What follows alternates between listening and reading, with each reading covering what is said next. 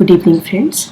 इस वीडियो में हम भारत की मिट्टी यानी कि मृदा के प्रकार से संबंधित अध्ययन करेंगे। चलिए शुरुआत करते हैं। सबसे पहले हमें पता होना चाहिए कि मृदा विज्ञान को क्या कहा जाता है। मृदा विज्ञान होता है कि मृदा की स्टडी करना। फाइन, लेकिन जब एग्जाम में क्वेश्चन आता है तो मृदा विज्ञान ना लिख के इंग्लिश का टर्म यूज़ किया जाता है, क्योंकि जनरली हम उससे फेमिलियर नहीं होते।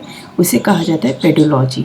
Fine, PEDOLOGY। तो मृदा विज्ञान का अध्ययन जो होता है पेडोलॉजी कहा जाता है। ऑप्शन में ये रहता है। फाइन, चलिए पहले प्रकार की मृदा को करते हैं। उसका नाम है जलोढ़ मिट्टी। जलोढ़ मिट्टी को इंग्लिश में एलुवियल सॉइल कहते हैं। आपको कुछ इंपॉर्टेंट पॉइंट्स पता होने चाहिए इससे रिलेटेड।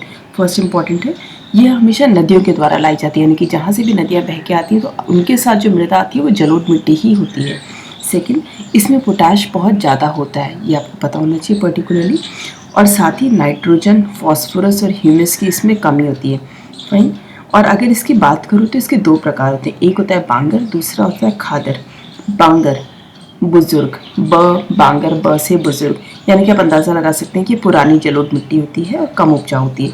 वहीं जो खादर होती है, खाद क्या होता है, जिससे उर्वरता बढ़ती है, यानी कि खादर होगी तो उर्वर होगी। तो ये नई के लिए कहा जाता है।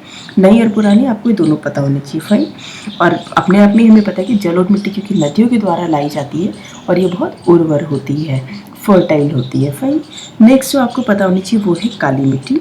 काली मिट्टी का अगर मैं आपको बताऊँ, जो बेसॉल्ट चट्टानें होती हैं, रॉक्स होते हैं, बेसॉल्ट रॉक्स होते हैं, उनके टूटने फूटने से ये बनती है। सेकेंड, इसमें पता होना चाहिए आपको, क्योंकि काली रंग की होती है तो इसमें आयरन, चूना, एल्यूमिनियम और मैग्नीशियम होता है अच्छी मात्रा में। वहीं जो इसका ब्लैक कलर होता है यानी कि काला रंग होता है, वो टिटेनिफेरस, मैग्नेटाइट और जीवांश की उपस्थिति के कारण से होता है। टिटेनिफेरस मैग्नेटाइट आपको नाम रटा होना चाहिए, इसकी वजह से इसका कलर ब्लैक होता है। साथ ही इसे रेगुर मिट्टी के नाम से भी बोला जाता है। ब्लैक सॉइल का दूसरा नाम रेगुर मिट्टी है। और ये जो सबसे ज़्यादा इम्पॉर्टेंट होती है या यूज़फुल होती है वो होती है कपास की खेती के लिए।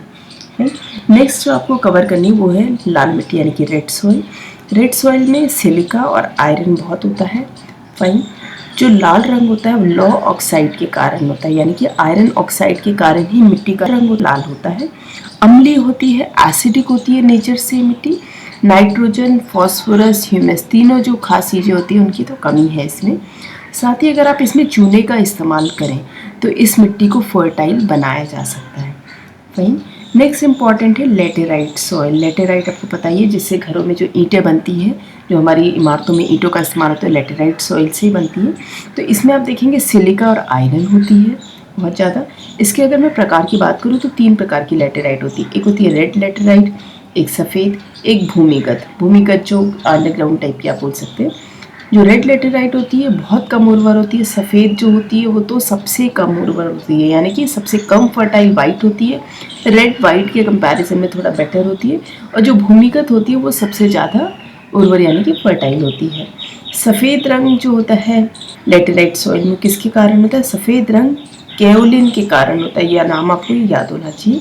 वहीं और चाय की खेती के लिए इसका सबसे ज़्यादा इस्तेमाल होता है।